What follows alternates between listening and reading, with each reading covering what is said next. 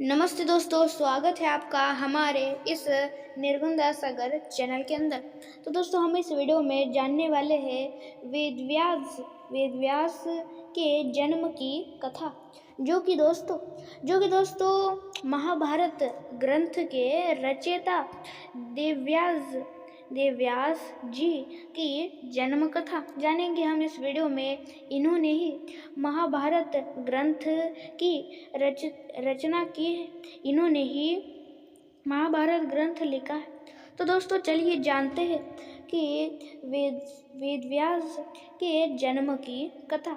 सारी चीज़ें जानेंगे हम इस वीडियो में। पर दोस्तों, इस वीडियो को शुरू करने से पहले आप हमारे इस चैनल को एक लाइक, शेयर और सब्सक्राइब अवश्य कर दीजिएगा।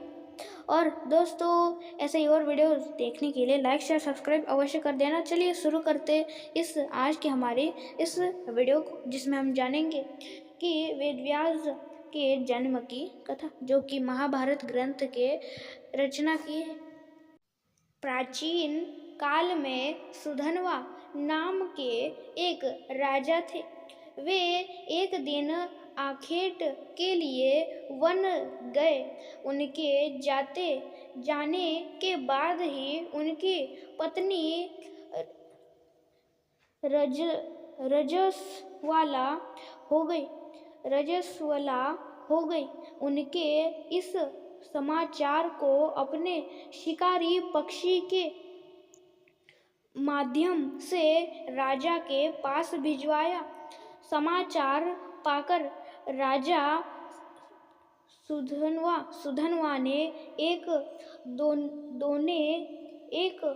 दोने में अपना वीर्य निकालकर पक्षी को दे दिया। पक्षी उस दोने को राजा की पत्नी के पास पहुंचाने आकाश में उड़ चला। मार्ग में उस शिकारी पक्षी को एक दूसरी शिकारी पक्षी मिल गया।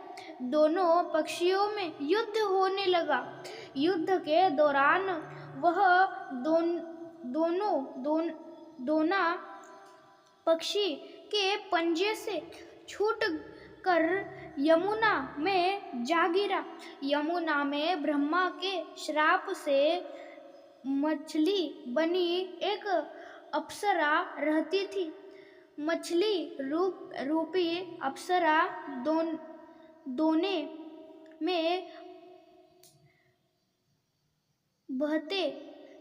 में बहते वीर्य को निगल गई तथा उसके प्रभाव से वह गर्भवती हो गई। गर्भ पूर्ण होने पर एक निषाद ने उस मछली को अपने जाल में फंसा लिया। निषाद ने जब मछली को छीला तो उसके पीठ से एक बालक तथा एक बालिका निकली। निषाद उन शिशुओं को लेकर महाराज सुधन्वा के पास गया। महाराज सुधन्वा के पुत्र न होने के कारण उन्होंने बालक को अपने पास रख लिया, जिसका नाम मत्स्यराज हुआ। बालिका निषाद के पास ही रह गई और उसका नाम मत्स्य गना रखा गया, क्योंकि उसके अंगों से मछली की गंध निकलती थी। उस कन्या को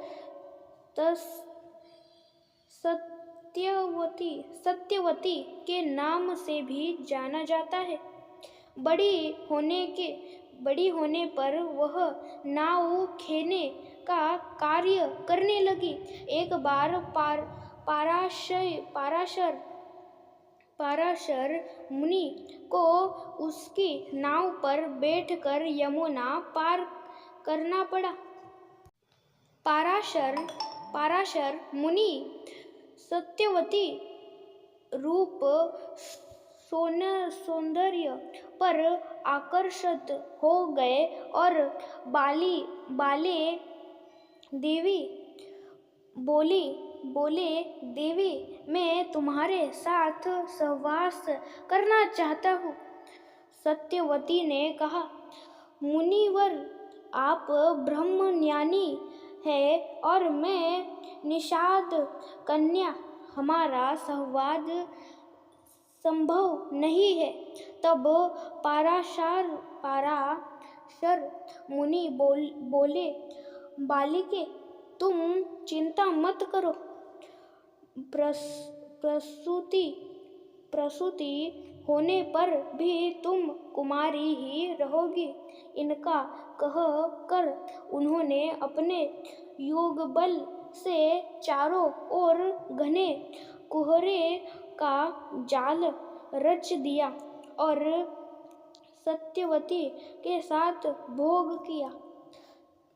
तत्पश्चात उससे आशीर्वाद देते हुए कहा, तुम्हारे शरीर से जो मछली की गंध निकलती है वह सुगंध में परिवर्तित हो जाएगी।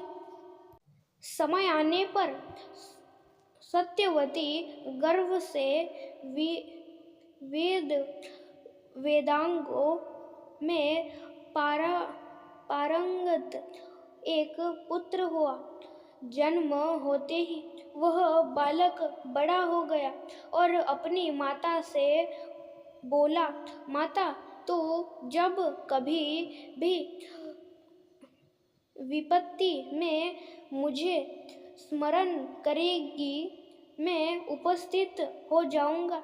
इतना कहकर वे तपस्या करने के लिए दोपाय द्वीप चले गए। दोपायन द्वीप में तपस्या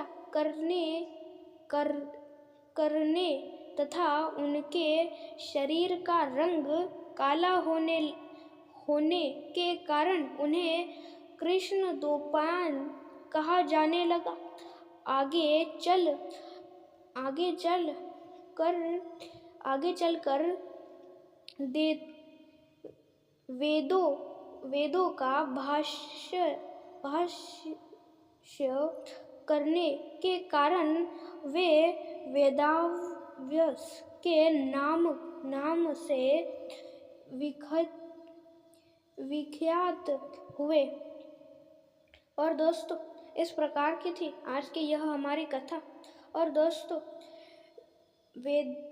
वेदव्यास के जन्म की यही थी कथा, जिसमें हमने जाना कि महाभारत ग्रंथ के रचना वेदव्यास जी ने की थी और इस प्रकार इनका जन्म हुआ था और उनकी जन्म की यही थी आज की हमारी कथा।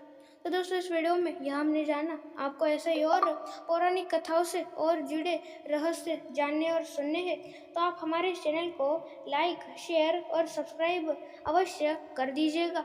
और दोस्तों, उसके साथ ही में लाइक, शेयर, सब्सक्राइब अवश्य कर दीजिएगा ऐसे ही और रहस्यमयी कथाओं को जानने और सुनने के लिए और देवी देवताओं से और रहस्यमयी चीज़ों को उनसे जुड़े और रहस्य जानने और सुनने के लिए अंत तक देखने के लिए आपका बहुत बड़ा धन्यवाद। और दोस्तों, मिलते हैं दूसरे वीडियो में।